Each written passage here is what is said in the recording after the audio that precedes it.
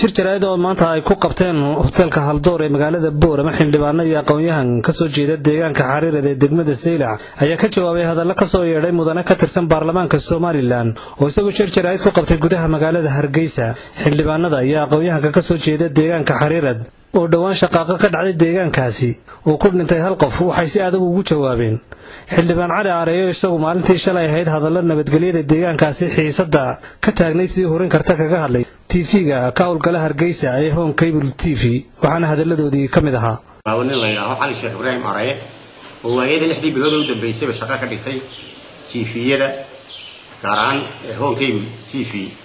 ay hooyo u noqotay 6 bilood ay soo dhaaftay xasarad iyo eed joogtaa iyo aflagaado khayraaysan iyo ninka ay caada ka dhigtay saddex qodob baan ka hadlayaa idii waxa weeye ninkaasi iyo shaqadiisa ay gafsan yahay waa xildhibaan qaran ninkaas waa xildhibaanada sharciga dalka u dejiya ninkaas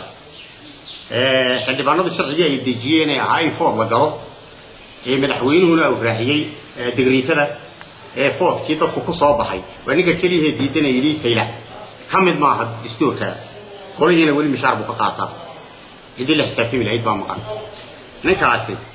qaranka jamhuuriyadda Soomaaliland ku soo biiray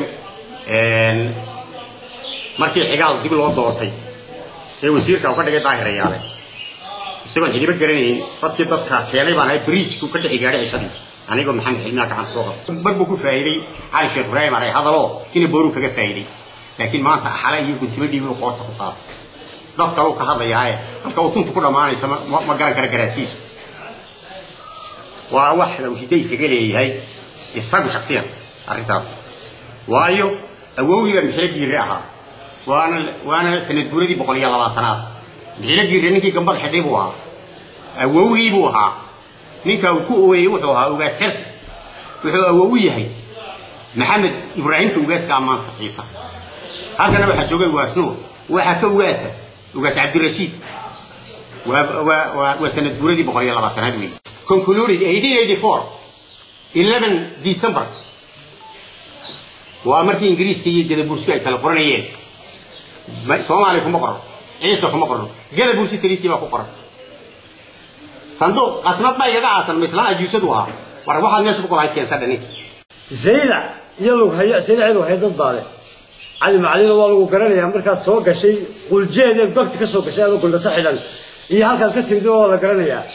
history repeats itself bale taariikhdu iyadoo soo celisa cali waxaan ku sheegayaa halkan waxa yaalo dukumeedka yaalay waa dukumeedkii gadabuusiga iyo ingiriisku kala saxeexdeen ee Saylac lagu saxeexday